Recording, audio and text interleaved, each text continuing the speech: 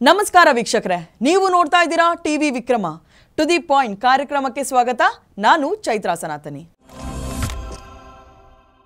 ವೀಕ್ಷಕರೇ, ನಮ್ಮ ದೇಶದಲ್ಲಿ ಓಲೈಕೆಗೆ ಒಂಚೂರು ಕೂಡ ಮಿತಿ ಅನ್ನೋದಿಲ್ಲ. ನಮ್ಮ ರಾಜಕಾರಣಿಗಳು ವೋಟ್ ಸಿಗುತ್ತೆ ಅಂದರೆ ಏನು ಬೇಕಾದರೂ ಮಾಡ್ತಾರೆ. ಅದರಲ್ಲೂ ಕಾಂಗ್ರೆಸ್ ನಾಯಕರು ಒಂದು ಸಮುದಾಯದ ಓಲೈಕೆ ಮಾಡೋದ್ರಲ್ಲಿ ಎತ್ತಿದ ಕೈ. ದೇಶಾದ್ಯಂತ ನೋಡಿ, ಶಾಂತಿ ದೂತರ ಸಮುದಾಯವನ್ನು ಕಾಂಗ್ರೆಸ್ ಅದ್ಯಾವ ಮಟ್ಟಿಗೆ ಓಲೈಕೆ ಮಾಡ್ತಾರೆ ಅಂದರೆ ಅದನ್ನು ನೀವು ಊಹಿಸ್ಕೊಳ್ಳೋಕ್ಕೂ ಸಾಧ್ಯ ಇಲ್ಲ ಬಿಡಿ. ರೀ, ಅದು ಗೊತ್ತು, ನೀವೇಕೆ ಅದನ್ನು ಮತ್ತೆ ತಿರ್ಗಾ ಹೇಳ್ತಿದ್ದೀರಾ ಅಂತ ನೀವು ನನಗೆ ಕೇಳ್ಬೋದು. ಈಗ ಈ ಶಾಂತಿ ದೂತರ ಓಲೈಕೆ ಮಾಡುವ ಲಿಸ್ಟ್ಗೆ ನಮ್ಮ ಭದ್ರಾವತಿ ಶಾಸಕ BK ಸಂಗಮೇಶ್ ಅವರು ಸೇರಿಕೊಂಡಿದ್ದಾರೆ. ಶಿವಮೊಗ್ಗ ಜಿಲ್ಲೆಯ ಭದ್ರಾವತಿಯಲ್ಲಿ ಇತ್ತೀಚೆಗೆ ನಡೆದ ಈದ್ ಮಿಲಾದ್ ಮೆರವಣಿಗೆಯಲ್ಲಿ ಸ್ಥಳೀಯ ಶಾಸಕರಾದ BK ಸಂಗಮೇಶ್ ಅವರು ಪಾರ್ಟಿಸಿಪೇಟ್ ಮಾಡ್ತಾರೆ. ತಪ್ಪಲ್ಲ ಬಿಡಿ, ಜನಪ್ರತಿನಿಧಿಯಾಗಿ ಎಲ್ಲ ಸಮುದಾಯವನ್ನು ಗೌರವಿಸಬೇಕು.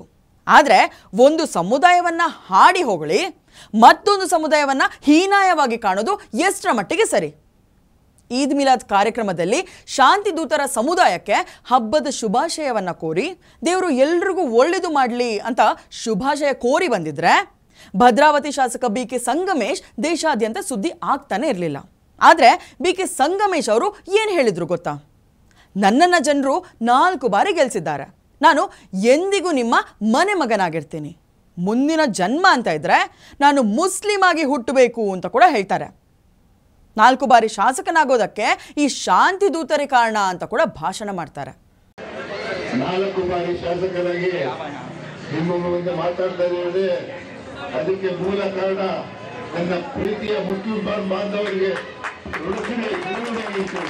ಕಾಂಗ್ರೆಸ್ ಪಕ್ಷ ಯಾವತ್ತೂ ನಿಮ್ಮ ಮುಸ್ಲಿಂ ಬಾಂಧವರ ಪರವಾಗಿ ಇರುತ್ತೆ.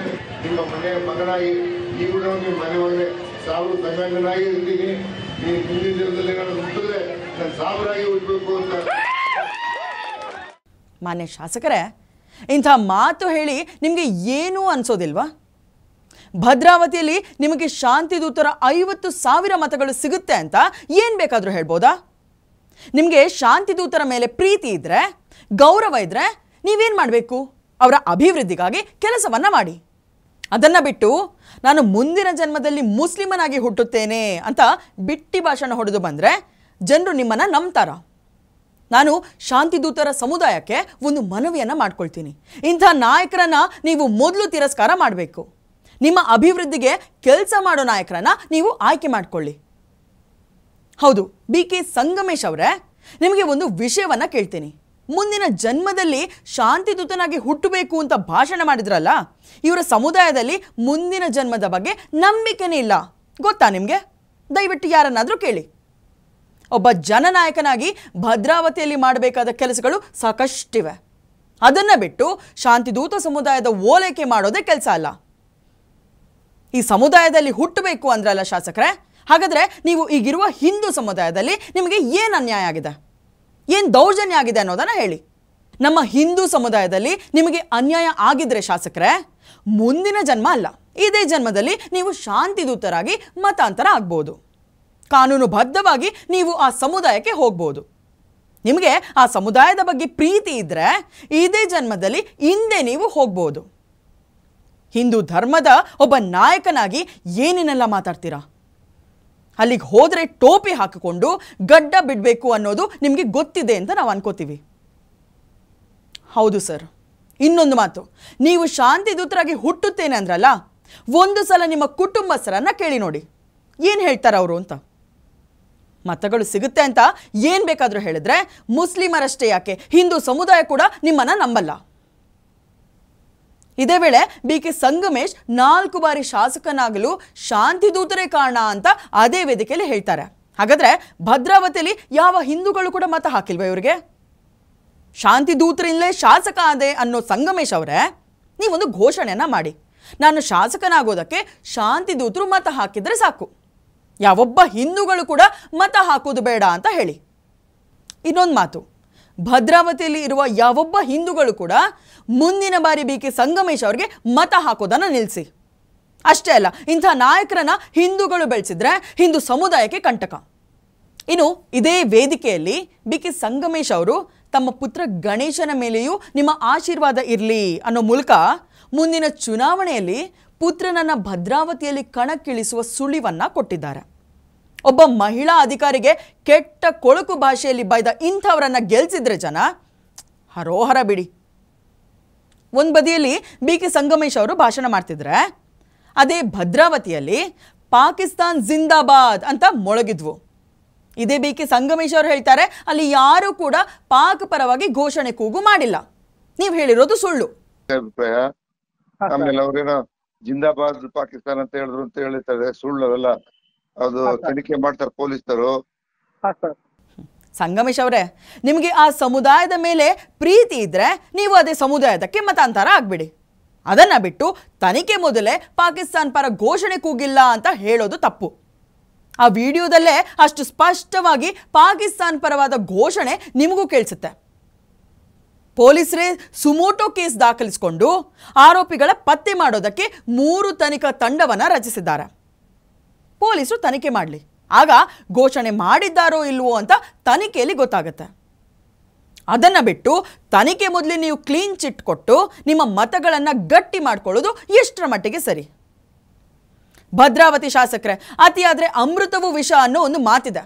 ಹಾಗೆಯೇ ಒಂದು ಸಮುದಾಯದ ಓಲೈಕೆ ಅತಿಯಾದರೆ ಅದು ಒಳ್ಳೆಯದಲ್ಲ. ನಿಮಗೆ ಶಾಂತಿದೂತರ ಸಮುದಾಯದ ಬಗ್ಗೆ ಗೌರವ, ಪ್ರೀತಿ, ಕಾಳಜಿ ಇರೋದು ತಪ್ಪಲ್ಲ ಬಿಡಿ, ಇರಲಿ. ನಮಗೆ ಅನ್ಸೋದೇನಪ್ಪ ಅಂದರೆ, ನೀವು ಬಿಟ್ಟಿ ಭಾಷಣ ಹೊಡೆದು ಚಪ್ಪಾಳೆ ತಟ್ಟಿಸ್ಕೊಂಡು ಆ ಸಮುದಾಯಕ್ಕೆ ಮೋಸ ಮಾಡ್ತಿದ್ದೀರಿ ಅನ್ನೋದು. ನಿಮ್ಮ ಭಾಷಣಗಳಿಗೆ ಚಪ್ಪಾಳೆ ಹೊಡೆದು ನಿಮಗೆ ಮತ ಹಾಕುವ ಮುಸ್ಲಿಂ ಸಮುದಾಯ ಇದನ್ನು ಅರ್ಥ ಮಾಡ್ಕೊಳ್ಬೇಕು. ನಮಗಾಗಿ ಈ ಶಾಸಕರು ಏನು ಕೆಲಸವನ್ನು ಮಾಡಿದ್ದಾರೆ? ಭದ್ರಾವತಿಯಲ್ಲಿ ನಮ್ಮ ಕಾಲೋನಿಗಳ ಸ್ಥಿತಿಗಳು ಹೆಂಗಿವೆ? ಒಮ್ಮೆ ಆದರೂ ಕೂಡ ಶಾಸಕರು ಭೇಟಿ ಕೊಟ್ಟಿದ್ದಾರಾ? ನಮ್ಮ ಸಮುದಾಯಕ್ಕೆ ವಿಶೇಷ ಅನುದಾನ ಕೊಡಿಸಿದ್ದಾರಾ? ಬರೀ ಭಾಷಣಗಳಿಗೆ ಮರುಳಾಗಿ ನಾವು ಏನಕ್ಕೆ ಮತ ಹಾಕಬೇಕು ಅಂತ ಆ ಸಮುದಾಯ ಸ್ವಲ್ಪ ಯೋಚನೆ ಮಾಡಿದರೆ ಒಳ್ಳೆಯದು. ರಾಜ್ಯದಲ್ಲಿ ಗಣೇಶೋತ್ಸವದ ಮೆರವಣಿಗೆ ಮೇಲೆ ಕಲ್ಲು ತೂರಾಟ ಆಗ್ತಿರೋದು ಯಾವ ಕಾರಣಕ್ಕೆ ಹೇಳಿ? ಇಂಥ ಓಲೈಕೆ ಮಾಡೋ ರಾಜಕಾರಣವೇ ಕಾರಣ. ಬೆಂಗಳೂರಿನ ಶಾಂತಿದೂತರ ಸಮಾವೇಶದಲ್ಲಿ CM ಸಿದ್ದರಾಮಯ್ಯ ಅವರು ಮಾಡಿದ ಭಾಷಣ ನೀವೊಮ್ಮೆ ಕೇಳಬೇಕಿತ್ತು. ಮುಸ್ಲಿಮರು ಅಂದರೆ ಶಾಂತಿ ಪ್ರಿಯರು ಅಂತ ಭಾಷಣವನ್ನು ಮಾಡ್ತಾರೆ. ಅದಾದ ಒಂದೇ ವಾರಕ್ಕೆ ಮದ್ದೂರಿನಲ್ಲಿ ಮಸೀದಿ ಎದುರು ಗಣೇಶೋತ್ಸವದ ಮೆರವಣಿಗೆ ಹೋಗಬಾರ್ದು ಅಂತ ಕಲ್ಲು ತೂರಾಟವನ್ನು ನಡೆಸಿದ್ರು.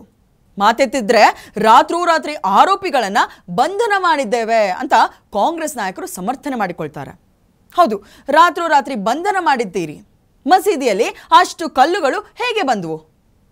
ಕಲ್ಲು ಹೊಡೆಯುವ ಮನಸ್ಥಿತಿ ಏನಕ್ಕೆ ಬಂತು ಅನ್ನೋದನ್ನು ನೀವು ವಿಚಾರ ಮಾಡಿದ್ರಾ?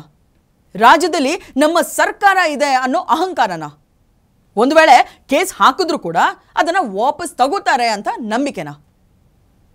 ಓಲೈಕೆ ಮಾಡುವ ನಾಯಕರೇ, ಒಂದು ಮಾತು ನೆನ್ಪಿಟ್ಕೊಳ್ಳಿ, ಓಲೈಕೆ ಅತಿಯಾದರೆ ನಿಮ್ಮ ಮನೆಗೂ ಒಂದಲ್ಲ ಒಂದು ದಿನ ಕಲ್ಲು ಹಾಕಿದ್ರೂ ಹಾಕಬಹುದು.